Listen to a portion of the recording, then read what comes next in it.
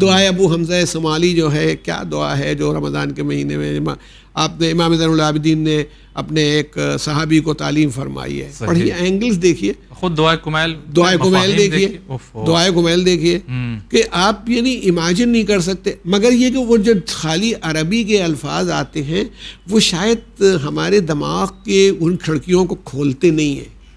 وہ ہمارے ثواب ہو جائے، مان لیجیے مل جائے، مگر وہ دماغ کی ہوتی ہے تو ہوتا ہے.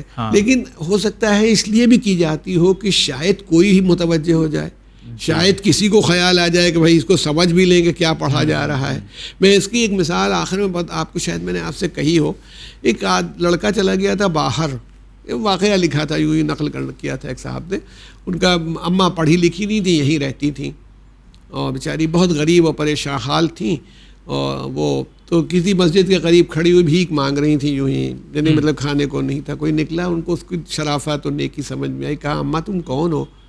کہا بیٹا کوئی ہے نہیں ہمارا. کہ لڑکا تھا وہ باہر چلا گیا کمانے.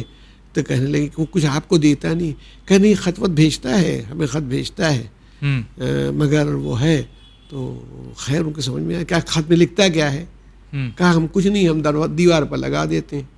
تو جب اس کے گھر میں وہ صاحب گئے تو دیکھا کہ 10,000 کا ڈرافٹ، 20,000 کا ڈرافٹ جو لڑکے نے اپنی اماں کو ڈرافٹ بھیجے تھے وہ رنگین دیکھ کر کے انہوں نے اس کی محبت میں دیوار پر چپکائے ہوئے تھے. تو اس پر اس نے یہ کمنٹ کیا تھا کہ ہماری صورتحال بھی یہی ہے کہ قرآن کے ڈرافٹ لگے ہوئے ہیں، اس میں ہمارے مالک نے، ہمارے معبود نے، ہماری اچھائی چاہنے والے نے کتنا بھیجا ہے اس سے ہم استفادہ نہیں کر رہے. بھیجنے والے نے تو بھیج دیا تھا، اگر سمجھ جاتا. تو مجھے اس کہانی میں یہ بات اچھی لگی کہ ہمارا بھی وہی ہے کہ ڈرافٹ جو تھا وہ تو صحیح تھا اپنی جگہ پر، اس کو جیسے بھنایا جانا چاہیے تھا بھنایا نہیں گیا. اگر کیش کروا لیا جاتا تو اس عورت کو کھڑے ہو کے بھیک مانگنے کی ضرورت نہ پڑتی. جی، یہ سماج ہم لوگ کا اسی میں گرفتار ہے تقریباً.